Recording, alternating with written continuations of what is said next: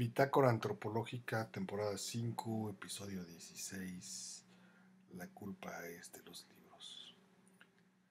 Buscamos a Santino para poder charlar con él sobre la industria literaria y, como verán, pues platicamos de la industria literaria, de libros, de autores mexicanos, latinoamericanos, de la identidad, de la salsa, de la lucha libre, del erotismo, de la familia, del barrio.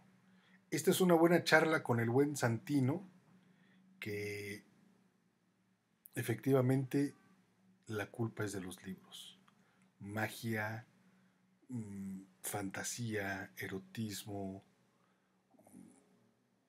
alegría, música, todo es culpa de los libros. Los dejo con Santino, échale una mirada. Mi nombre es Said Vázquez y esta es la Bitácora Antropológica, episodio número 16. Pues mira, yo soy Santino, estuve muy clavado en las redes sociales, promoviendo resistencia civil pacífica, creyendo en las elecciones. Este, Estuve muy activo desde 1986 hasta el 2006, ¿no? Estuve ahí creyendo en la vía electoral y tuve mis tiempos para dedicarme a lo que más me gusta, que son los libros. Tengo 30 años en el medio editorial, he sido limpiamuebles, limpialibreros, acomodador de libros, lector de libros, librero, que es un oficio muy noble, agente de ventas. Tuve una librería en Tepoztlán en el año 2000, y con la llegada de Fox al poder y ahí en Morelos, el cacique Estrada Cajigal cobró, nada más llegando al poder, empezó a cobrar el diezmo y muchos negocios cerramos ahí en Tepoztlán y me regresé a la ciudad y entré en la editorial Sexto Piso como vendedor y ahora estoy en la distribuidora, Colofón, vendiendo libros, que es mi pasión más grande. En Etnografía Estudio hacemos la bitácora antropológica. Mi nombre es Said Vázquez, sociólogo utópico,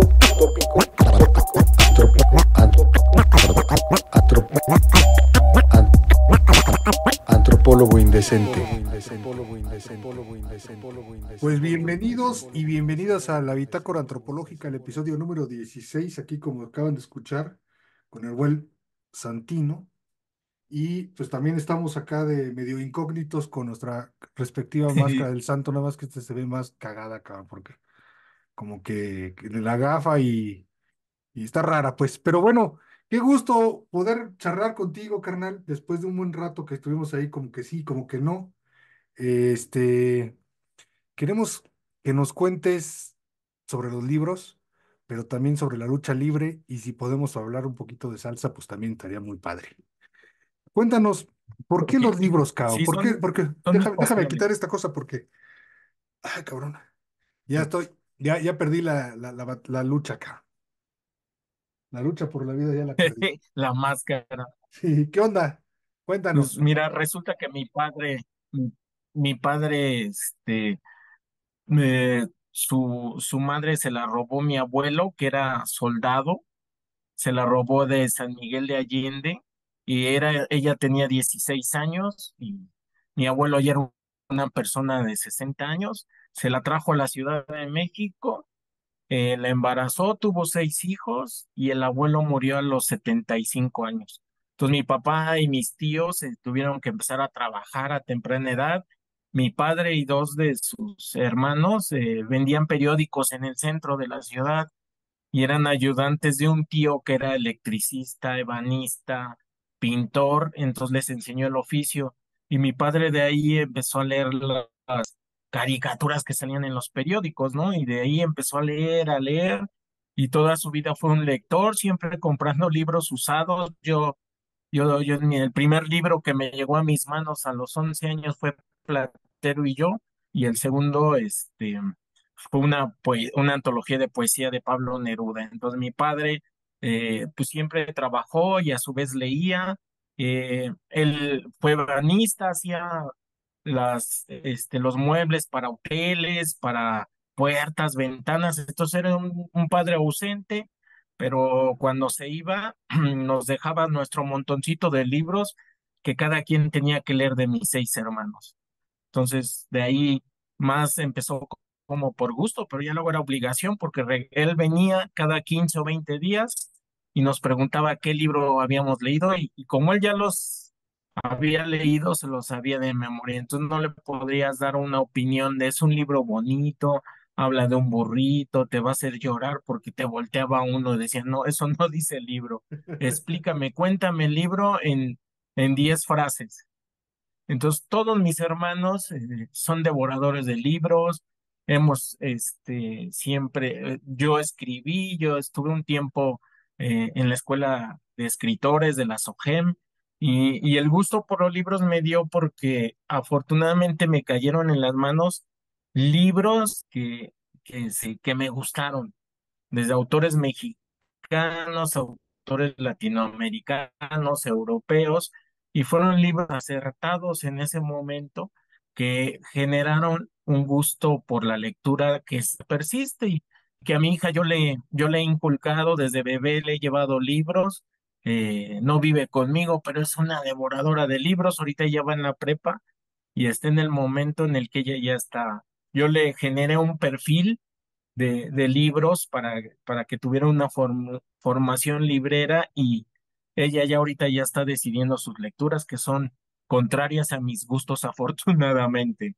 Oye, qué te dejó la lectura, cabrón? Cuando leías de morro, ¿a dónde te llevaba la lectura? Pues Porque mira, además yo digamos, de leí, esto que tu jefe más o menos te obligaba, digamos, a leer, cabrón, pero creo que también, además de esto, pues había algo como que más hedónico, pues, ¿no? sí, sobre todo con los cuentistas mexicanos, no sé, Elena Garro, que es una autora que ahora afortunadamente ha sido rescatada, pero mucho tiempo estuvo prohibida por ese ogro filantrópico llamado Octavio Paz, que no permitía que las grandes editoriales publicaran o rescatara su escritura, pero es una escritura fuerte, conocedora de la tierra, te generan un espíritu de combativo, es decir, yo siempre estuve peleando muchas veces, era una persona muy rebelde en mi casa, prefería salirme a trabajar, fui cerillo en las tiendas de lo en el Mundial del 86, siempre buscaba tener otras cosas, era ambicioso en el sentido de no me gustaba el estilo conservador de las familias y me salía a buscar, a rolarla, iba al tianguis del Chopo, siempre me junté con amigos más adultos que yo tenía 15, 16 años, ellos ya tenían 23, 24, yo iba a las tocadas con ellos, y en una de esas tocadas, normalmente hasta el final ponían el rock pesado que le llamaban, que era el tri, rock en inglés, y como para que ya se fueran todos de las fiestas, nos ponían al final esa música y ahí conocí a una chica que bailaba tremendamente salsa y a mis oídos llegó una canción de Héctor Lavoe y ahí quedé prendido de la salsa, de ser un tipo casi punk, terminé convirtiéndome en un luchador salsero. Oye, y digamos, ahorita regresamos al asunto ahí de la salsa y a la lucha, pero para no perder el hilo, ¿cómo está? Si pudieras como comparar el asunto no sé si es la industria, con la palabra correcta, del libro, ¿no? ¿Cómo estaba antes y cómo está ahora? Mira, la industria del libro aquí en México siempre se ha caracterizado por importar libros de España directamente, libros eh, que igual para el público español eran muy bellos, pero de repente nos llegaban ediciones con ilustraciones tan ñoñas, tan infantiles, que lo que menos te daba ganas era leer un libro. No coincidía el texto con la ilustración.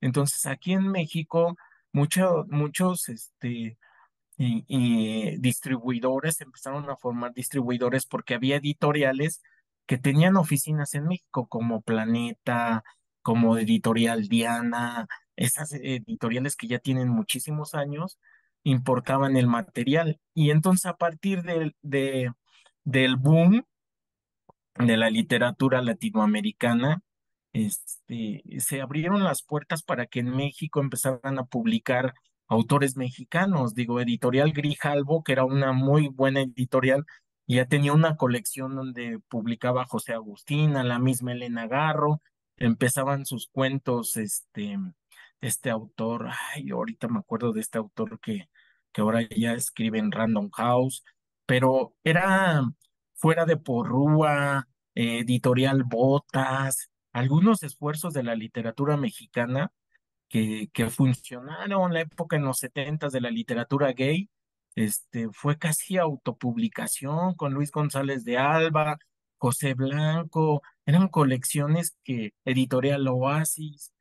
Siempre ha habido esta inquietud de las editoriales mexicanas, no por competir, sino por simplemente autopublicarse, darse a Como, conocer. como compartir, ¿no? Digamos. Exacto, como ver que hay otra línea, porque en México, aunque tú no lo creas, los autores españoles no se venden.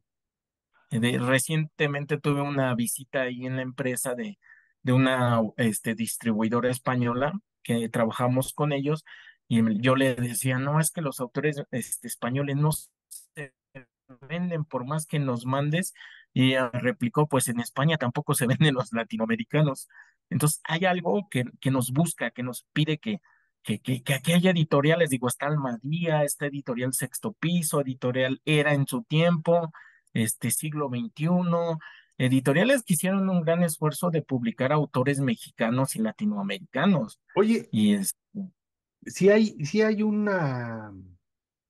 eh, un atractivo, digamos, como el amor a primera vista por una buena portada, cabrón, una buena edición, o sea, digamos, si hay un asunto como estético, decir, este libro está chingón, sin antes sí, abrirlo, cabrón. Y otra, ¿por qué crees que no nos gusta o que leemos más algo de identitario? ¿Qué pasa, cabrón, con la literatura mexicana que nos atrae más que otro? las editoriales, el impulso por comprar un libro es la portada, son los colores. No creas que es casualidad el diseño de un libro. El diseño editorial también tiene que ver, la letra, porque a ti te puede llamar un libro y no, pues lo ves, lo tomas, lo abres, y aunque no lo creas, si el libro, si ves bien las letras, te enganchas. Por eso muchas editoriales hacen lo que ahora le llaman curaduría, pero es un trabajo editorial que costaba mucho trabajo en el sentido de el tamaño de la letra, el color mismo de la letra, el tipo de la letra y el diseño. Un éxito de Joaquín Mortiz, que fue un sello que se vendió muchísimo, que le dio impulso a toda la literatura mexicana del llamado literatura de la onda, ahorita recordando al recién Agustín. fallecido José Agustín. Ajá. Eran las portadas te llamaban como joven. Ves una portada de un libro de José Agustín, de un tipo que está volteado y trae un pantalón de mezclilla, te está volteando a ver y dices, yo me identifico con ese porque soy joven y me he visto como él, quiero ver ese libro porque se llama El rock de la cárcel. ¿No? Entonces ya hay una identidad, todo eso es planeado, las ediciones, las portadas, los colores, tú lo ves con los libros más vendidos. Los títulos, cabrón. Yo escucho los títulos de los libros y digo, ay, no, man, ¿de dónde sacaron esa frase, cabrón? Que es tan chingona, pues es casi como una especie como de poesía tan corta, ¿no? O Sí, sea, sí, sí. es un amarra chingón, no, no, sin ver el libro, ¿eh? O sea, yo escucho la frase y digamos, son como un tuitazo, cabrón, ¿no? Esas frases de los títulos de los libros, sobre todo de las novelas, ¿no? Te voy a poner un ejemplo. Hay un libro de la autora Elena Garro de cuentos, que es el más importante de ella. Se llama, la edición primera se llamaba La Semana de Colores, que así se llamaba un cuento. Entonces, como La Semana de Colores no te llama el libro, pero para nosotros los mexicanos te pega más un libro que se llama La culpa es de los tlaxcaltecas, que es un cuento que se incluye dentro de esa colección, de ese libro. Entonces, Grijalvo cambió la portada, la puso de otro color, la puso café, la puso austera y le llamó al libro La culpa es de los tlaxcaltecas, y es una antología de cuentos. Y entonces se vendió más como La culpa es de los tlaxcaltecas, como La Semana de Colores, ¿no? Sí, es casi Entonces digo, como la alarma, como título de la alarma, es, eso. La culpa Eh, es de eh, los ah, tlaxcaltecas. exacto, y tú lees el cuento, y pues sí, son unos cabrones los tlaxcaltecas, ¿no? Y entiendes, y además ese cuento es muy vívido, porque y una persona en Chapultepec, una mujer, se siente perseguida por un tlaxcalteca, y entonces es el juego que hizo Elena Garro antes del boom. Bueno, ya ese fue ya después del boom, ¿no? Que mucha gente le da el realismo mágico, sabiendo que había escritores que anteriormente, sin saberlo, ya habían publicado ese estilo de escribir, ¿no? O sea, en la novela Los recuerdos del porvenir de Elena Garro, hay una escena donde el tiempo se detiene, y donde el personaje principal se roba a Julia y se van en el caballo y ahí van corriendo. Entonces la noche se detiene y todo, y va contando cómo van pasando con el caballo, y va contando cómo el pueblo como que se congela, ¿no? Entonces es una escena esa novela se escribió antes de Cien años de soledad, pero el ogro filantrópico le dijo a Elena Garro, no, no es buena tu novela. No está tan Ella chida. la tiró, ella la tiró a la basura, y luego él la rescató, y luego ya la volvieron a reescribir, a editarla y más, y se publicó tiempo después, pero es una de las novelas más grandes junto a Revueltas con sus novelas sus antologías de cuentos. Son novelas muy simbólicas que hablan de la Revolución Mexicana, de los cristeros, que nos identifican, y todavía se leen. Y te digo que es muy importante este asunto, que ahora, por fortuna, ya todas las obras de Elena Garro se están reescribiendo. Y unas, ya las finales, las últimas sí las escribió ya por encargo, porque tenía que sobrevivir. Y entonces te das cuenta la calidad que tenía al inicio, que ya cuando al final pues ya estaba muriendo de hambre, literalmente viviendo en el exilio en Francia, y ya la traen a México para morirse, ¿no? Creo que tiene que ver con esta respuesta que nos diste, tiene que ver con una especie como de asunto vivencial, cabrón, ¿no? Es decir, yo Sí, leo Elena Garro, yo leo a José Agustín y hay cosas que me pegan, que me llegan por no... Hay un rollo de estética, digamos, de una buena narrativa, no me gusta la palabra, porque está como muy de moda, cabrón, esto, ay, la narrativa, la chica, pero digamos, de una buena escritura, ¿no? Pero también hay un asunto que tiene que ver con la vivencia. Pero yo quisiera ligarlo a esto de por qué te atrapó la salsa, cabrón. Me da la impresión que tiene que ver con esto mismo, con esta misma como vivencia, como alegría, ¿por qué la salsa, cabrón? sí, mira, el, mis padres igual eran muy rebeldes desde chicos. Es algo hasta poético, les decía su historia. Mis padres vivían en lo que ahora es Viaducto, en la colonia Nochebuena. Mi mamá vivía en Georgia y mi papá del otro lado del río, porque era un río. Iban a la misma primaria y se aventaban de piedras del otro lado del río y del otro lado del río. Iban a la misma escuela y se peleaban, desde niños se conocen. Luego el gobierno les compró sus terrenos y ya entubó el río, viaducto.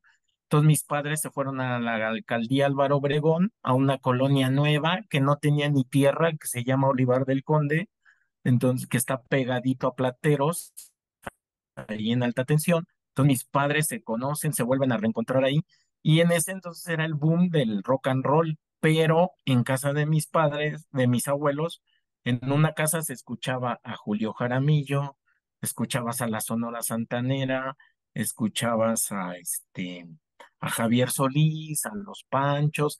Era una mezcla, y todos los domingos en casa de mi padre, mi abuela hacía en el patio un desayuno con toda la familia, y yo era asistente porque ella me decía, ponme este disco en una consola inmensa. Entonces yo escuchaba desde pequeño a la Sonora Santanera con Bienvenido Granda, con Celio González, con Celia Cruz, y ya después poníamos a Javier Solís y terminábamos ya a mediodía con Julio Jaramillo, ¿no? Y con los Dandys, con los Panchos. Era una mezcla musical ahí tremenda. Entonces, eso desde niño te va dando, pues, esas bases y ese gusto musical, algo que no te sorprende. Y entonces, yo en mis etapas de rockero, voy a una fiesta de 15 años que nos invitan, y porque un amigo era primo de una quinceañera muy bonita y a mí me gustaba, entonces yo veía que bailaba cumbia, y en ese entonces era la cumbia de los ochentas, la de, La del este, cucu, ¿no? La del no, la cucu. de No estoy triste, es el humo del cigarrillo que me hace llorar. Ah, Las de Simón. Tequendama de Oro se llamaban como esos éxitos. Y entonces, pero esta me gusta. ¿Y cómo platicas? ¿Cómo te acercas a una niña? Porque era niña que sabía bailar cumbia, rock and roll, y en esa fiesta que nos quedamos hasta el final, porque estábamos con el primo y yo estaba esperando a ver a qué hora soltaban a la quinceañera para comenzar un poco con ella, pues que escucho unas canciones de un disco que claramente Fania, ¿y estos qué? Y entonces los escuché y era actor, ¿no? Willy Colón, venía uno de Ismael Rivera, de Rubén Blades, y digo, ¿estos quiénes son? ¿De dónde son? Y a partir de ahí, ya cada domingo yo iba a casa del amigo, al de la niña esta, para que me enseñara a bailar, porque en eso quedamos. Y me enseñó a bailar y me doy cuenta que el papá, como él trabajaba en ese entonces en estas cosas, ¿cómo se llama? Donde revisaban la fayuca, le Ajá, llegaban esos discos y él se los traía. Entonces tenía en la como 10 aduana. de la Fania y luego le llegaban de Colombia. Y entonces, pues de repente empecé a escucharlos y me gustó. Y entonces cambié mi giro de pelos parados a ser salsero, a ser señor joven, porque en ese entonces no todos bailaban salsa ni cumbia, más que los grandes. Sí, Y de ahí me nació y empecé a investigar ya tiempo después con el internet, pues es una maravilla porque descubres que el éxito de esa salsa de los setentas fue que era social y efectivamente el boom de la salsa como origen, lo ha dicho Oscar de León, Elia Cruz, Tito Puente, era la música cubana, el son cubano, que era que los gabachos iban a la isla antes de la revolución porque era un casino andante Cuba. Y ujú, luego ellos se iban a Nueva York a tocar en la zona latina, en el Harlem, en la zona latina donde había puertorriqueños, cubanos, mexicanos, había músicos negros, afro. Entonces, como bien te dice tu amigo, sí es una mezcla de jazz y de son, porque hay un músico que se llama ay, ya se me olvidó el nombre, pero tiene hasta su canción que se llama Yo soy el son cubano. Imagínate autonombrarte como yo soy el son cubano, y entonces eso es jazz. Tú escuchas a ese músico en sus principios, en sus inicios, y es jazz cubano, son cubano con jazz, y esa mezcla hizo que todos los grupos, además eran grupos aislados, porque no los dejaban tocar ¿cómo se llama? En los grandes salones, porque era todavía el jazz, el blues, o sea, no podían tocar estos sonidos latinos, y se le debe mucho a Willy Colón, a pesar de ser en su pensamiento político derechista, se le debe mucho porque él introdujo los metales. Willy Colón y Héctor Lavoe, que se conocieron en Nueva York, tenían 16 años, 17 años. O sea, Willy Colón ha dicho que él aprendió a tocar y más escuchando a los vecinos, porque él estaba en Harlem, en una zona terriblemente abandonada y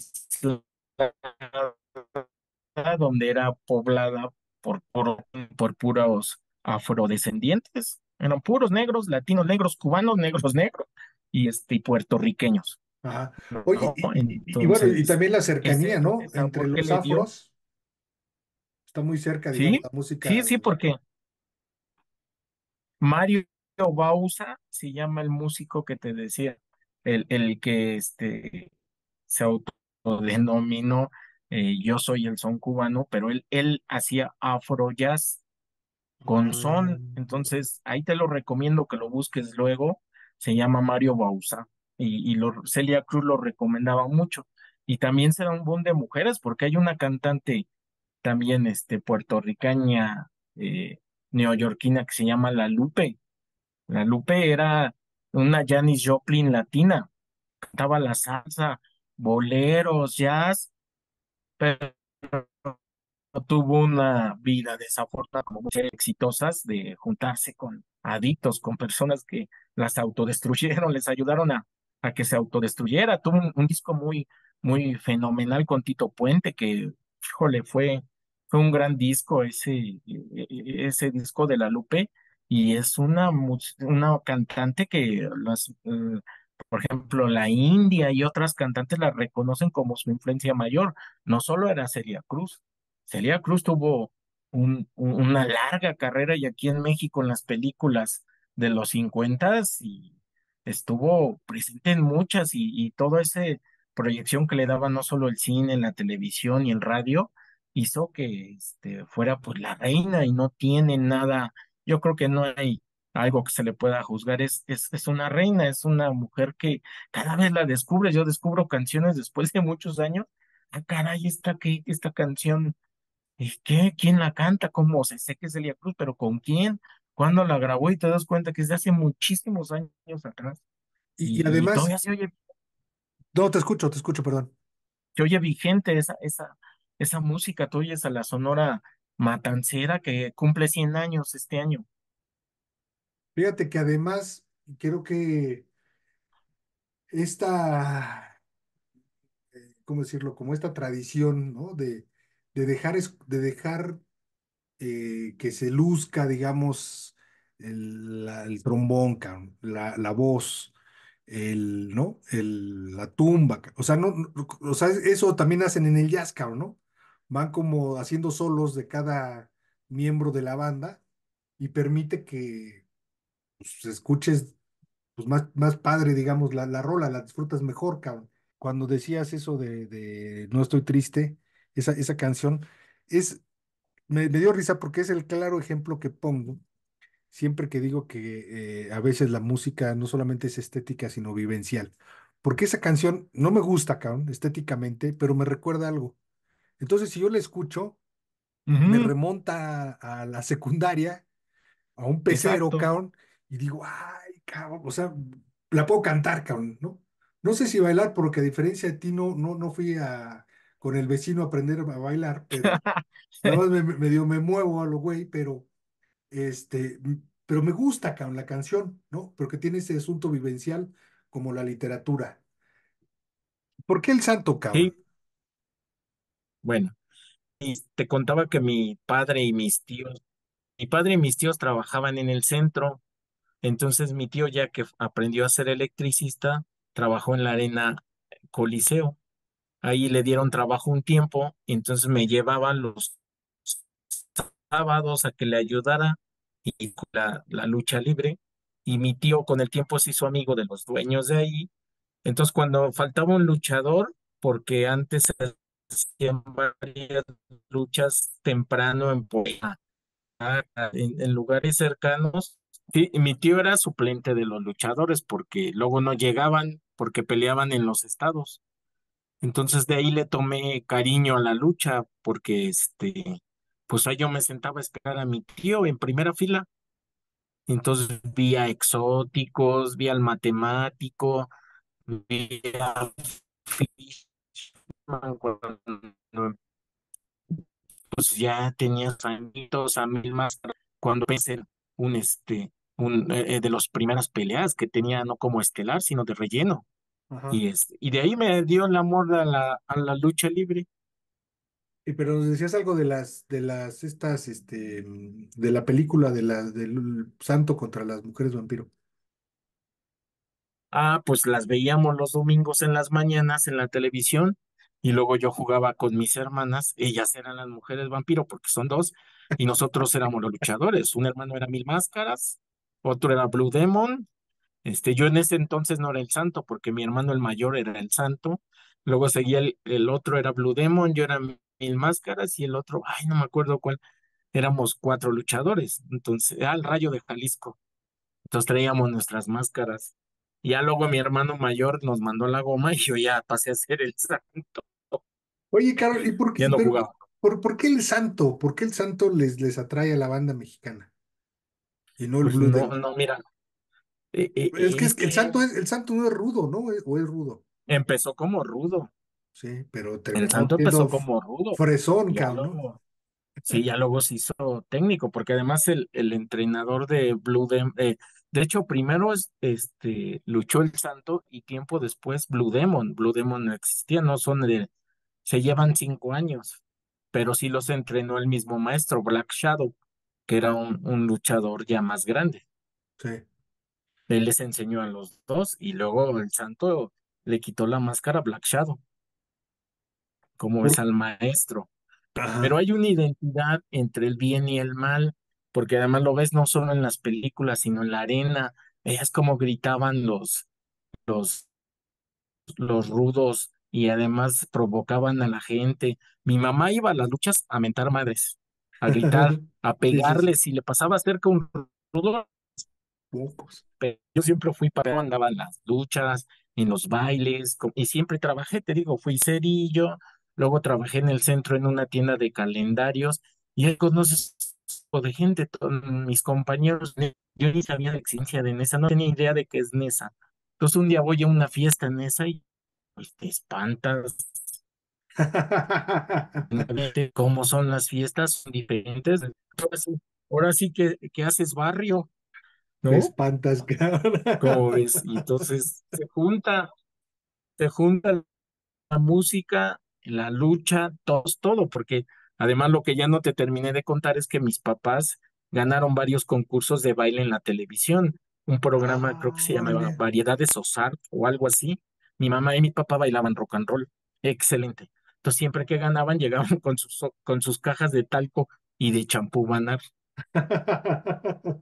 Entonces imagínate, mi mamá que se sentía Sonia López terminó siendo rock and rollera, pero pues ellos bailaban danzón, mambo, cha-cha-cha, rock and roll. Entonces de la Sonora Matancera se pasaron a ser fans de la Sonora Santanera, pues porque cantaba Sonia López. ¿Cómo Órale. es? ¿Cuál es la Uy, diferencia entre Santanera y Matancera, cabrón? la Matancera pues es de Cuba y tiene 100 años, cumple este año 100 años. Y la Santanera pues era más mexicana, es mexicana, es más del barrio, con letras y canciones cercanas. ¿No? Y también hay una historia de la cumbia en México, y de Rigo Tobar y del Acapulco Tropical, de Mickey Laura y sus cometas. Te Eh, decía que Los Ángeles Azules pues lograron que la cumbia pues llegar a todos los niveles. Digo, ya ha llegado un momento de que todo el mundo canta cumbia, pero eh, no como se canta en el barrio, sí es la música ¿no? tropical, sí es la música tropical del barrio, cabrón. Sí, sí, sí, sí, te canta con el y mi cuñado y sus amigos cantaban en el coro de la iglesia y en las tardes ensayaban con un grupo que se llamaba Super Negro. Nadie era negro, pero se llamaba Super Negro y cantaban, este, la música eran versátiles, cumbia, salsa, y se alquilaban para las fiestas, o sea, como conocían al cura bien, el cura alquilaba un salón para los 15 años y mi hermana cantaba y mi cuñado tocaban en ese grupo. Entonces vas y te das cuenta que es una fiesta del barrio, pues yo soy de un barrio, digo, no como Tepito, pero sí un barrio que ahora es muy peligroso, ¿no? Sí, digamos de lo popular, ¿no? A lo mejor. Exacto, de lo popular, y la gente se levanta, o sea, yo que he tenido oportunidad de viajar fuera del país y en algunos otros estados, la gente se para, o sea, en España, cuando fui a una feria de libro, o sea, nada más es como hace años la gente se emocionaba con el mariachi. Yo escuché una cumbia colombiana y te juro que es un resorte, te paras. Ajá. Y yo dije, ¿con quién voy a bailar si no conozco a nadie? O sea, ahí había unas chavas colombianas porque nos invitaron a libreros de varios países a una charla sobre los libros en España y el mercado latinoamericano. O sea, los primeros en pararnos a bailar fuimos los mexicanos, la colombiana y una venezolana. Ahí estábamos bailando. ¿Cómo? ¿Quién sabe? Y se nos quedaban viendo así de estos, ¿qué les pasa? Oye, Porque pero además pues, sí, te pusieron escucho. esa canción para la comida, Ah, para sí, para el para relax. musical, para la comida, no manches. Hasta se Para, nos bajó la comida. sí, digamos, para la digestión. Fíjate que desde hace rato te iba a decir, hay algo del erotismo ¿No? en el baile, cabrón, ¿no? Hay algo, tú decías, Muchísimo. cuando viste a una chava bailando salsa y dijiste, de aquí pues soy, cabrón, y luego la Aquí. quinceañera, etcétera. ¿Cómo cerramos tratando de ligar este asunto del erotismo, la música, la lucha libre y la literatura, Santino? ¿Cómo los juntarías? Mira, la música, sí, la salsa es erótica, la cumbia es erótica, en el sentido de que vas y robas, te haces presente en un espacio físico y luces, o sea, el saber bailar te da el lucir a la mujer y mujer contigo. O sea, eso es de presumir, de ver cómo bailas, de los pasos que aventas, porque tienes que tener esto para bailar y aprenderte, o sea, bailar una persona de tiempo, ¿verdad? Que hasta inventes pasos al mismo tiempo, pero ya hay tanta sintonía que no, la chica no se va a sorprender si haces un pase mágico porque hasta te lo responde.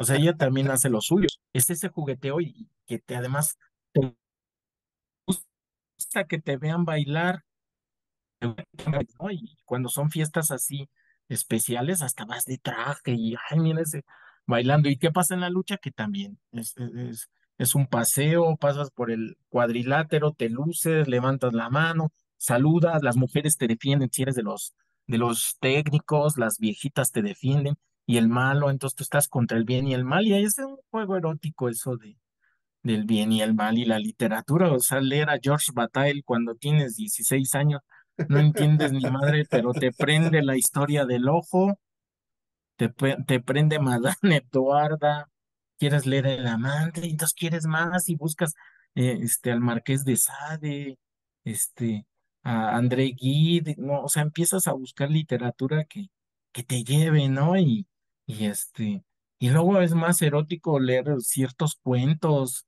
este, que no son efectivamente eróticos, ¿no? Como lo de Inés Arredondo, tiene uno, Sombra entre sombras, es un cuento de un, de un, de un hombre que tiene su rancho y su mujer y tienen sexo con otra tercera persona, que es otro hombre, los dos. Entonces, ese juego de poder en la mujer del ranchero, imagínate un cacique moderno, ¿no? Que pueda tener sexo con un hombre y con su esposa.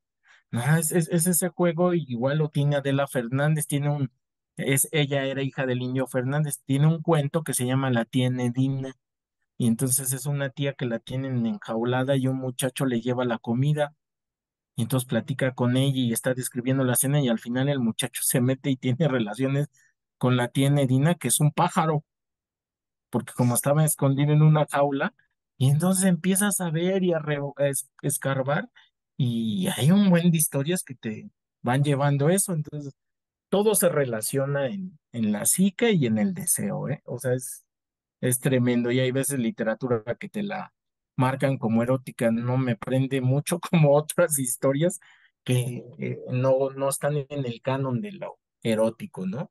Y eso se dio también en la cumbia, en la salsa, en los 90, la llamada salsa erótica que era romántica y más, y se tocaron temas que no se tenían como las sábanas blancas. ¿Quién iba a ensuciar unas sábanas blancas?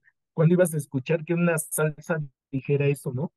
O la de la cita, de que escribía, se da cuenta un hombre que su mujer anda con otros hombres, entonces él le escribe una carta como un hotel y le dice, y desnúdate alegremente y quiero que te portes como te portas con él. O sea, hay mucho juego, ¿eh?